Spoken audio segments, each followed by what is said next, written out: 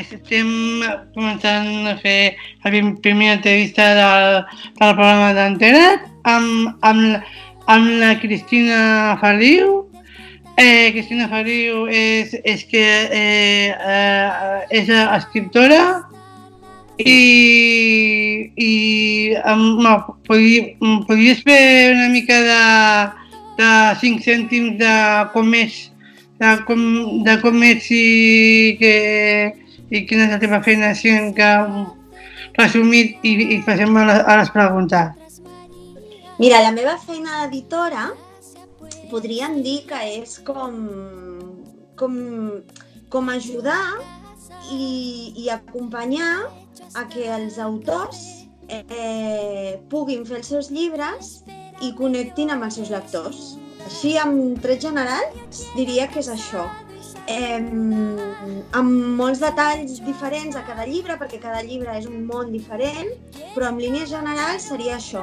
La persona que ajuda a que l'autor faci el seu llibre i connecti amb els seus lectors. Ara, a la pregunta les preguntes que tenim ho especifiques més, vale? Vale. Perfecte. Comencem. Jo et faig la primera, vale? Vale. Portes més de 15 anys editant i t'has especialitzat en la literatura infantil i juvenil. Quan vas saber que volies ser editora i com ha sigut aquest viatge professional? Doncs mira, ha sigut una mica que la vida m'hi ha anat portant a poc, i que des del principi, sense jo crec saber-ho, jo crec que tenia ja la vocació, perquè de ben joveneta, quan estudiava secundària, vaig dubtar molt de quins estudis universitaris fer i la meva primera idea era fer filologia, però al final vaig pensar que no, perquè no seria prou pràctic, que no trobaria feina en el món literari i editorial, i em vaig decantar per fer psicologia. Em va agradar molt, sempre he tingut molt clar que volia treballar amb el món infantil i el servei dels nens, i aleshores em vaig especialitzar en psicologia infantil. I a partir d'allà vaig començar a treballar amb tot el tema d'aprenentatge de la lectura, i vaig col·laborar durant forces anys, uns 3 o 4 anys, amb la Fundació Bertelsmann, que feia projectes de promoció lectora arreu de l'estat espanyol. A partir d'aquí va ser com que encara em vaig apropar més al tema de la literatura infantil i juvenil, i em vaig voler formar i vaig fer màster d'edició, postgrau de crítica literària i altres formacions, i aleshores vaig començar a treballar com a editora dins de la casa, d'una gran casa de Planeta Editorial, com a editora de tot el catàleg de preescolar de Timon Mas, i amb el temps vaig anar ampliant i vaig portar també el catàleg de català d'Estrella Polar, que era infantil, i el catàleg de fanbooks d'autor més juvenil i de la part d'especialització amb autor català.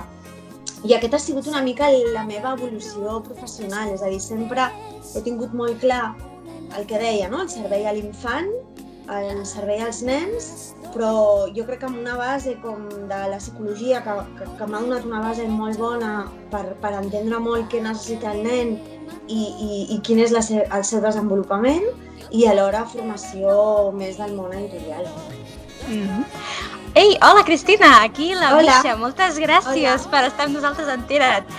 Mira, jo, tal com ha dit el Jordi, m'encantaria saber quina és la feina que fa exactament una editora, per la gent que no ho sàpiga i que li resulti una miqueta extraterrestre. Què feu els editors? Sí. Mira, jo abans, a mode d'introducció, jo diria que l'editor és la persona que acompanya des del principi de tot a l'autor, perquè aquest autor pugui donar llum al seu llibre i connectar amb els lectors. Això què vol dir? Això vol dir moltes coses diferents. Vol dir, des de la persona, l'editor, que troba una obra literària o un àlbum il·lustrat o el tipus d'edició que sigui, que ja està fet, és a dir, que l'autor i l'il·lustrador, per exemple, en el cas d'infantil, s'han posat d'acord, ja l'han fet i ja està fet, I aleshores el treball d'edició és un treball de contractació de drets, perquè els drets d'autor és una cosa molt important a preservar i a respectar i a fer un bon contracte tant per als il·lustradors, per l'autors com per l'editorial, és a dir, tot un treball de drets d'autor, diguem, i aleshores després ve tota la feina de creació física del llibre, de contactar amb maquetadors, amb dissenyadors, amb correctors, amb impremtes, és a dir, per fer tot el procés d'edició. Aquest seria un tipus d'edició. L'altre tipus d'edició seria la traducció, és a dir, quan un editor li proposen o busca una edició publicada a l'estranger que per certes condicions l'editor consideri que és interessant de traduir al català, al castellà o a l'idioma del seu país. En aquest cas és molt semblant al procés d'abans que he dit, però en comptes de contactar amb l'autor, tu contactes directament amb l'editor d'origen i a partir d'aquí tornes a fer tot el treball de drets, de contractació de drets i de creació i impressió del llibre. Aquest seria un gran bloc. Un altre bloc seria, que també és força comú, quan t'arriba un autor, il·lustrador o autor i et diu tinc una idea per un llibre, però no tinc molt clar com vehicular això. No tinc molt clar com aquesta idea que jo tinc, aquest esbós que tinc, pugui acabar sent un llibre, i un llibre interessant pels lectors. Aleshores, aquí l'editor tenim com una feina com més implicada en la creació del llibre també. I aleshores l'ajudo a buscar i a formar aquella idea que té en format història, conte, àlbum, llibre. I després hi hauria tot un altre tercer bloc, també bastant habitual, que és el que se'n diu l'encàrrec, que és quan l'editor té una idea i considera que aquella idea del llibre és interessant per dur-la a terme i aleshores busca un autor, busca un il·lustrador, els hi proposa la idea i ells la creen. És a dir, són com tres grans grups, jo crec. Vale. Què s'ha de tenir en compte per editar literatura infantil i juvenil? Mira, s'ha de tenir, jo crec, dos o inclús tres coses en compte. La primera, que el contingut sigui adequat per l'edat a la que anem. És a dir, això per mi és primordial. No té res a veure un llibre per un nen de 3 anys, per un nen de 6, per un de 9 o per un de 12. I això ho hem de tenir molt clar, perquè això condicionarà tot. La tipologia de text, el disseny del llibre, el tipus d'il·lustració, el format d'edició, això ho condicionarà tot. Una altra cosa que hem de tenir en compte és la qualitat.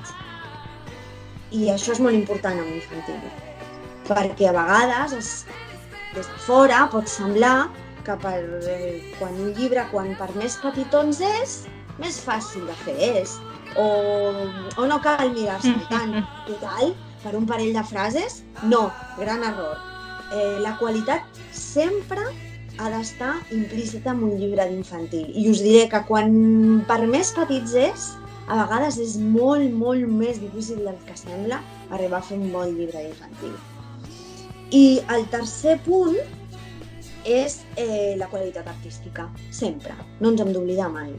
De darrere hi ha uns autors, de darrere hi ha uns il·lustradors que la qualitat de la seva obra literària o de la seva il·lustració marcarà la qualitat de l'obra final. I això és importantíssim.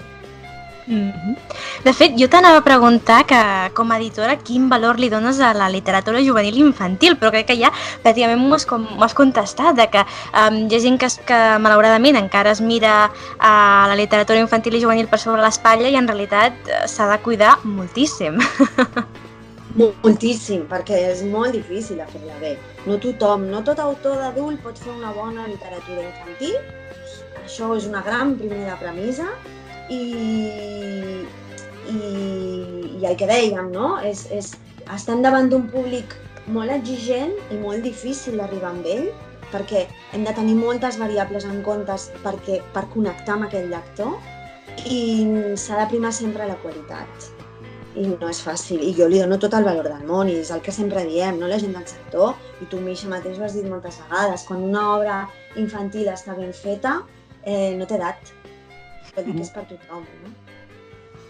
Com a editora i com a lectora, per tu, què t'ha portat? Jo crec que és la millor professió que podria haver fet mai. Estic supercontenta de tenir l'oportunitat de poder ser editora, perquè em permet dues coses que m'agraden moltíssim. Una, llegir, i això és fabulós. Poder treballar llegint, si t'agrada llegir, és espectacular, el millor que no? pugui passar. Què? Espectacular, no? Clar, és espectacular, no? És el millor que podríem demanar. I la segona és que cada vegada que fas un llibre et permet entrar en contacte amb autors, amb il·lustradors. Cada vegada generes un equip nou de treball i generes un nou vincle amb gent que sempre és diferent i que sempre és nou i que sempre t'aporta moltíssimes coses molt interessants. Coneixes gent realment molt interessant i de la que s'aprèn moltíssim. Sí. I ara que estem així en confidència, Cristina, que no ens escolta ningú, quins autors t'ha fet especial il·lusió publicar al llarg dels anys? Segur que n'hi ha molts, I que hi ha una història darrere de cada un, però un que diguis, ostres, que no m'esperava i m'ha encantat editar-lo. Mira, n'hi ha molts i per raons molt diverses. A veure, per exemple, us diria que durant 15 anys he sigut l'editora del Teo. I això, uau, qui m'ho hagués dit?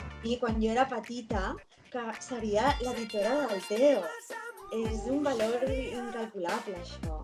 Haver pogut estar amb la Carlota i amb l'As tants anys i poder formar part d'un dels personatges amb els que jo mateixa he nascut. Què més? Descobrir, per exemple, el que parlàvem abans, no? Traduccions internacionals, com per exemple La descoberta de l'Udet Zet, que és un llibre per nens molt petits, que jo diria que a dia d'avui ja Estrella Polar n'ha editat dels títols, que els nens estan bojos amb ell, que connecta moltíssim amb els nens, que és d'un il·lustrador meravellós com el Benji Davis i que està molt ben fet. És una edició que m'ha portat molta emoció. I després, gent d'aquí, diria que, per exemple, en Marc Artigau sempre ha sigut un autor. És una persona exemplar, és un gran autor, i l'edició del Passadores de Paraules va ser molt especial, jo crec que per ell també, i va ser una gran alegria. O títols molt emblemàtics i que potser han tancat una mica la meva etapa, no? Estrella Polar, diria com per exemple Un bosc ple d'amor, amb en Bouchard i l'Ignasi Blanc, que és un llibre espectacular. Molts llibres, em estaria tota la tarda anant dient llibres. Vale, Cristina, com neix Blindi Books? Sabem que és un projecte que comences molt il·lusionada. Doncs sí, Blindi Books és com...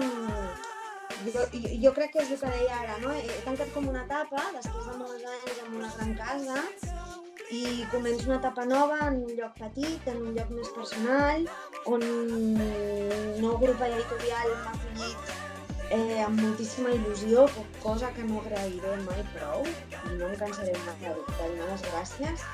I Blindi Books vol ser un segell pels nens, és a dir, jo continuaré mantenint, jo crec que el meu segell personal d'editora, que és que mai m'oblidaré dels nens, i els nens sempre seran el centre d'atenció de la nostra edició. A més, Cristina, els nens, avui en dia, és el més important. Totalment d'acord amb tu, totalment. I sovint sembla una frase molt simple, però no és gens. I a l'hora de fer un llibre, a vegades pensem en altres elements, no? Potser en elements com més de mercat, més de màrqueting, més de grans masses i tal, i sovint ens oblidem de l'essència, no? De què necessita aquell nen de 3 anys o què necessita aquell nen què li farà riure, què li farà passar-s'ho bé, què li farà connectar amb la lectura. Doncs tot això és el nostre centre d'atenció avui en dia. I és un projecte que ens fa molta il·lusió, que som una editorial petitona, però... On esteu concretament? Perdona? A on esteu concretament? Estem ubicats a Barcelona, al carrer Mallorca, juntament amb Angle Editorial, que és un segell d'adults del nou grup editorial també, i tenim les oficines junts. Felicitats. Moltes gràcies. Jo haig de dir que he llegit pràcticament totes les novetats, si no totes, les que heu tret fins ara, i són precioses. Vull dir, es nota molt aquesta feina que has dit tu i esteu recuperant autors com la Joana Raspall, però també esteu apostant per nous com l'Alba Castellví, amb tots els colors de l'amor. Vull dir, felicitats, de veritat, Cristina. I precisament, encara que enguany, drama, no celebrem Sant Jordi, com ho teníem previst, voldríem preguntar-te quins llibres ens recomanes per mantenir l'esperit del Dia del Llibre. Mira, abans de tot, crec que el que hem de dir és que Sant Jordi és tan nostre i Sant Jordi és tan maco que no podem permetre no celebrar Sant Jordi. Jo no sé com ho celebrarem. No ho sé, i ni no sé si estarem al menjador de casa o al carrer Corrents. Però ho celebrarem, estic segura. I buscarem maneres, llibreters, editors, la gent, tots buscarem maneres de trobar-nos i de trobar lectures. I ho hem de fer. Aleshores, què us recomano jo per Sant Jordi? Doncs us recomano el llibre que comentaves ara de poemes de Sant Jordi.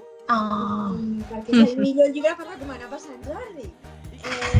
La idea que deia abans de tenir el centre d'atenció al nen, vam pensar des de Billy Books que la millor idea per celebrar Sant Jordi seria parlar poemes i proposar poemes als nens. I qui millor que la Joana Raspall.